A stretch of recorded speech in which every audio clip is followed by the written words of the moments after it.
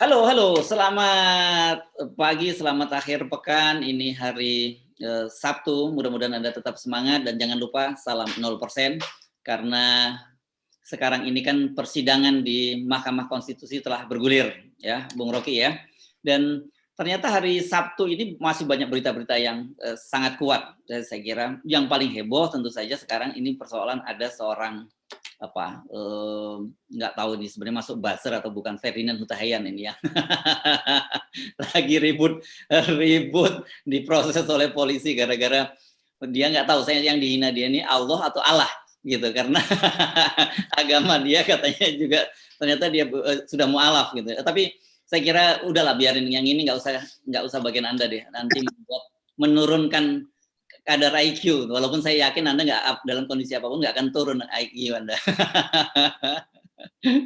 Ada lagi soal gubernur nih, Bung Rocky. Jadi 101 kepala daerah yang akan pensiun tahun 2022 ini dan ada 7 gubernur, salah satunya gubernur DKI. Tapi masih lama nih sebenarnya berhentinya Oktober, tapi orang udah ribut dari sekarang siapa yang akan dimajukan gitu sebagai pengganti dan kelihatannya penggantinya udah bisa ketebak dari sekarang siapa, itu beritanya yang lain. Yang lain soal BRIN ini Bung Rocky. Jadi lagi rame juga soal BRIN, pernyataan dari kepala BRIN maupun dari pernyataan Hasto tentang konsekuensi bahwa ada banyak sekali ratusan honorer yang diberhentikan di Eijkman itu konsekuensi dari ketentuan undang-undang.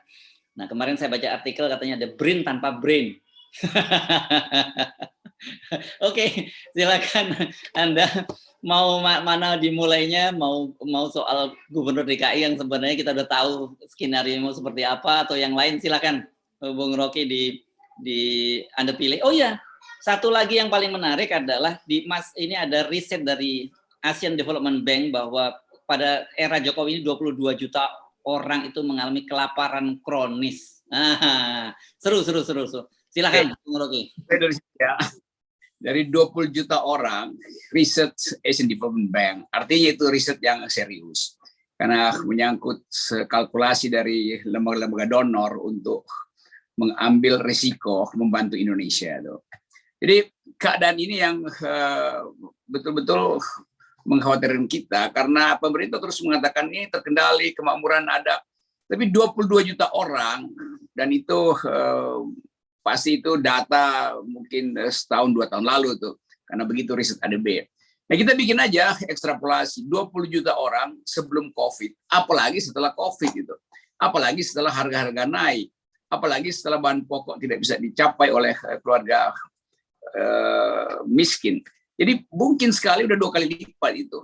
Dan itu adalah standar untuk mengevaluasi sebuah pemerintah, bahwa gagal untuk memberi makan pada rakyat itu. Istilah kelaparan tragis itu betul-betul artinya kelaparan kronis. Ya. Kronis artinya udah lama itu berlangsung. Jadi kalau bilang 22 juta orang ya sejak Presiden Jokowi segitu. Karena itu yang disebut kronis, nggak bisa diperbaiki lagi, nggak ada caranya. Jadi selama kita masih terpukau dengan statistik pemerintah, kita lupa bahwa hal yang real itu ada justru di dalam cakupan riset lembaga-lembaga dunia. Nah, 22 juta itu menerangkan bahwa Presiden Jokowi gagal memenuhi perintah konstitusi, yaitu sejahterakan rakyat dan pelihara orang miskin. Kan kalau 2 hal itu dilakukan dari awal kan nggak ada soal sekarang. Tapi yang dipelihara Pak Jokowi adalah jalan tol, yang dipeliharanya adalah pelabuhan udara yang jadi padang rumput sekarang di Majalengka. Jadi sekali lagi kita selalu mau hilangkan sinisme pada seseorang, tapi kita harus kasih kritik kepada kebijakan. Jadi itu intinya. Jadi ini akhir pekan dan kita tahu data itu juga menunjukkan 22 juta orang itu adalah artinya data tentang potensi berakhirnya kekuasaan di 2022 ini. Ini aneh. Kan orang ini masa semuanya Jokowi. Yang nyebut Jokowi bukan kita, yang nyebut Jokowi Asian Development Bank kok ya. 22 juta orang mengalami kelaparan kronis. Saya nggak bisa membayangkan apa yang disebut kelaparan kronis. Kalau zaman dulu itu membayangkan saya orang perutnya membuncit ya, pusing lapar segala macam gitu ya. Itu kan berkaitan dengan kalau saya nggak tahu apa ada terus kaitannya juga dengan Berry segala macam gitu. Dan kalau kita ngomongin Berry pasti ngomongin juga lembaga Eijkman. Tapi nanti deh soal Eijkman. Saya sekarang ini media itu menyoroti bahwa yang akan jadi pejabat gubernur di DKI itu adalah kepala sekretariat presiden, Heru Budi. Ini orangnya Ahok nih kalau nggak salah ya, di zaman era Ahok ini salah satu orang kepercayaan Ahok, tapi kemudian ketika Ahok turun dan dia ditarik ke istana. Dan ini kelihatannya skemanya akan dibalikkan lagi ke Jakarta. Wah, ini canggih banget nih skenario kalau ini betul terbukti ya. Saya kira memang itu skenario-nya, karena Anies itu tidak bisa kompromistis terhadap Presiden Jokowi atau kekuasaan. Jadi terlihat memang akan dikembalikan supaya orang yang paham Jakarta itu memimpin Jakarta. Tapi itu tanggung, balikin aja Ahok sekalian kan.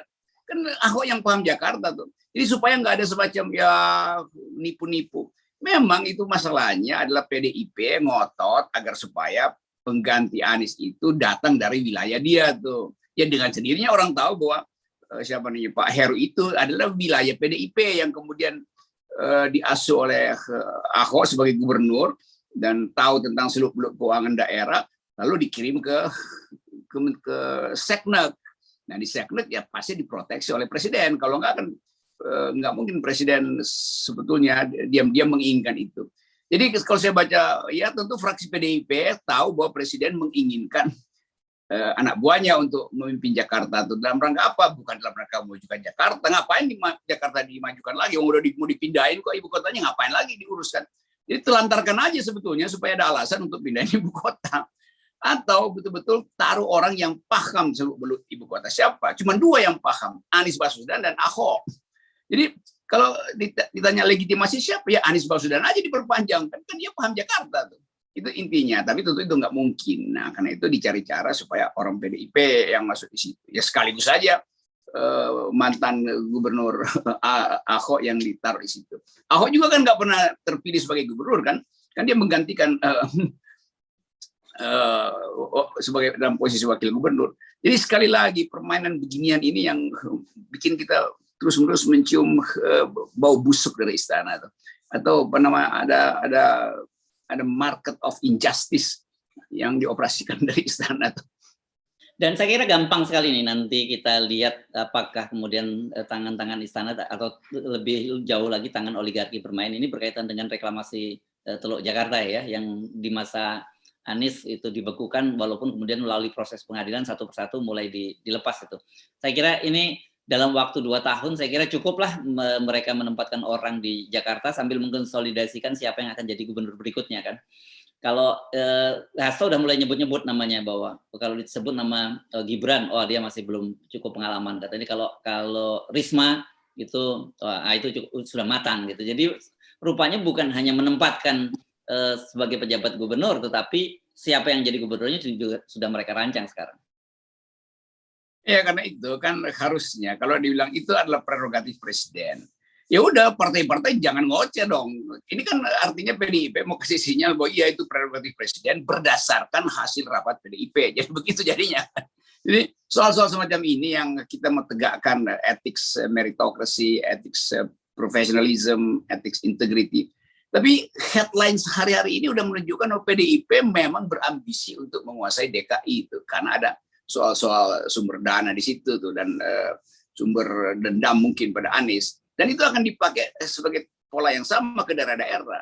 Akibatnya apa? Nanti partai-partai juga akan bilang oke, PDIP boleh kok itu intervensi kebijakan. Kalau begitu kita juga bisa intervensi dong di daerah-daerah di mana gubernurnya adalah anak asuh kita. Jadi partai akan lakukan hal yang sama. Maka terjadilah politisasi yang sebetulnya nggak boleh terjadi.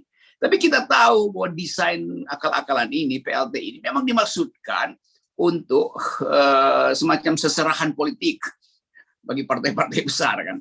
Itu yang kita tentang sebetulnya. Kalau mau fair, siapa yang memimpin ibu kota, siapa memimpin 170 atau 271 wilayah Indonesia itu, dia mesti dipilih oleh rakyat. Kan nggak bisa misalnya selama 2 tahun kekosongan itu orangnya ditunjuk, itu separuh tahun pemilu, 2,5 tahun itu separuh tahun pemilu itu. Yang paling masuk akal adalah ya perpanjang aja mereka yang udah punya legitimasi, yaitu incumbent hari ini kan. Itu lebih masuk akal atau lebih masuk hukum. secara legal dia punya legitimasi itu. Jadi, tapi kalau itu kita pakai akal sehat, karena rancangan ini kan rancangan akal bulus, jadi kita paham lah.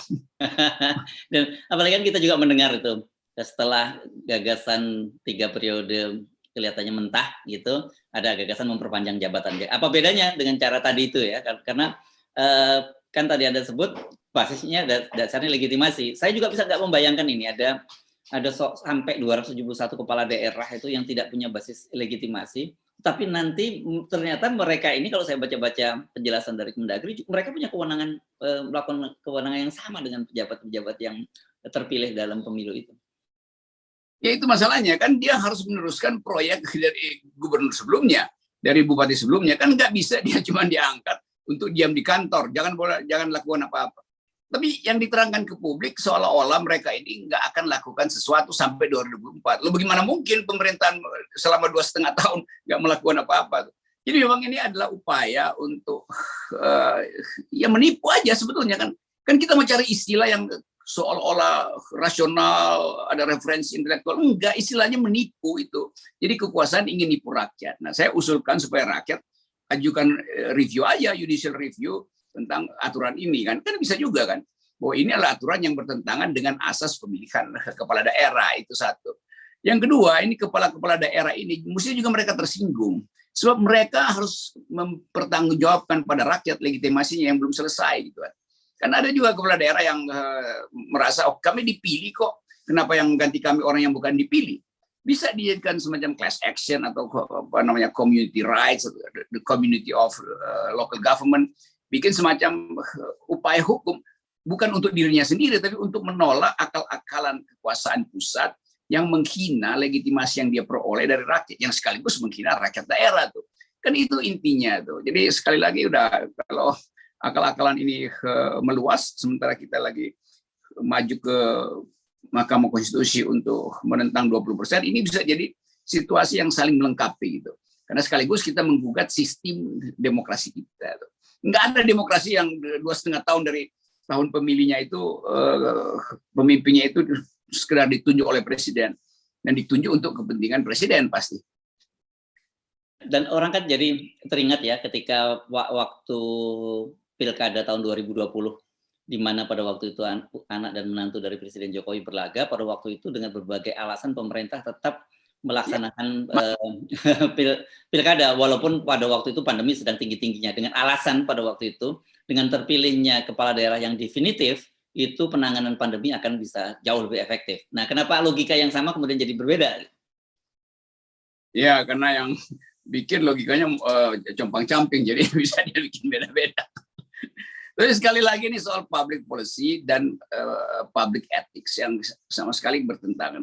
Secara public policy itu kacau karena memberi hak pada seorang yang tidak dipilih untuk mengatur orang yang berhak untuk menentukan sendiri. Jadi rakyat itu ditipu sebetulnya, itu satu. Yang kedua adalah etiknya itu betul-betul terbaca buruk. Kalau mau nipu ya yang canggih dikit lah. Karena itu kemudian orang bandingkan. Lo kemarin lo paksa anak menantu lo buat ikut pilkada dalam keadaan yang sama gentingnya. Kenapa sekarang lo batalin pilkada itu tuh? Jadi sekali lagi dengan mudah sudah kita lihat bahwa Indonesia ini compang-camping. Kecompang-campingan itu terjadi karena tidak ada semacam keinginan untuk memastikan bahwa bangsa ini bisa maju tuh. Yang hanya ingin dipastikan adalah supaya dinasti ini tetap berjalan beriring dengan oligarki yang sama tuh. Jadi kapan kita mau katakan bahwa kita negeri yang sudah pulih akal sehatnya? Nggak bisa dengan cara-cara semacam ini. Oke, saya kira dan itu semakin memang akal kelihatannya menjadi nggak penting lagi kok di bangsa ini. Kalau kita lihat kemarin ada ribut-ribut soal BRIN ini, Bung Rocky kan, dan saya baca ada yang menulis tadi itu BRIN tanpa brain, dan itulah hasilnya kemudian banyak sekali mereka ini diberhentikan. Dan yang agak saya miris ini adalah pernyataan dari dari Hasto yang menyatakan bahwa Ibu Megawati menganggap pemberhentian ratusan honorer lembaga Eijkman itu sebagai konsekuensi dari pelaksanaan undang-undang, yakni dilebur lembaga-lembaga riset ini. Menurut saya kok gampang banget ya memberikan penjelasannya, seolah-olah oh ya selesai deh, memang undang-undangnya begitu ya mesti dilakukan seperti itu. Dan yang lebih ajaib lagi, sekjen partai ngomentarin kebijakan soal riset itu. Jadi langsung terlihat bahwa ambisi itu nggak bisa lagi mereka tahan. Hasto, ya dia mesti bilang, ya tanya aja lah pada pengamat, ngapain dia yang adalah sekjen bawahannya Ibu Mega, tentu bawahannya Ibu Mega akan memuji-muji Ibu Mega kan. Oh, lucu kan akalnya tuan. Jadi kedunguan-kedunguan semacam ini yang memperlihatkan bahwa ya namanya better no brain than no brain gitu. Jadinya kan bagi mereka. Padahal bagi kita sebetulnya better no brain than no brain itu dalam upaya untuk mengatakan bahwa brain itu adalah metodologi, brain itu adalah ideologi. Karena itu brain harus mendahului brain. Tapi yang terjadi yang udah bagaimana itu, otak yang nggak cukup disuruh mimpin lembaga yang betul-betul membutuhkan eksklusivisme di dalam berpikir. Jadi kalau konsekuensi, ya memang semuanya konsekuensi, dan semua itu adalah konsekuensi dari kedunguan. Ya. Dan ini kalau saya baca statement dari kepala badan BRIN ini, kelihatannya memang cocok nih. Kelihatannya dia cocoknya memang badan peneliti para politisi. Karena dia ini lagi heboh juga di media, disebutkan bahwa dia menyebutkan kepala BRIN ini bahwa politisi yang paling concern dengan riset dan sains itu adalah Ibu Megawati Soekarno Putri. Dan kemudian rame-rame, gawat ini kata para pengamat, ini dia udah mulai sekarang kepala lembaga udah mulai main jilat sana jilat sini. Itu apa ya, itu disgusting gitu, menjijikkan bagi seorang intelektual mengucapkan hal yang dangkal begitu tuh. Jadi saya komentarnya begitu aja, menjijikkan. Oke, Bung Rocky, jadi sebelum kita berlanjut, ini akhir pekan, saya kira kalau kita ngomong menjijikkan ini akan mengganggu mood publik, itu mood, setidaknya mood viewer kita. Jadi saya kira kita mesti mengakhiri dengan kata-kata itu tadi. Oke, makasih Bung Rocky. Salam 0%. Ya, 0%. Better no brain than no brain. Lebih baik nggak ada brain daripada nggak ada otak.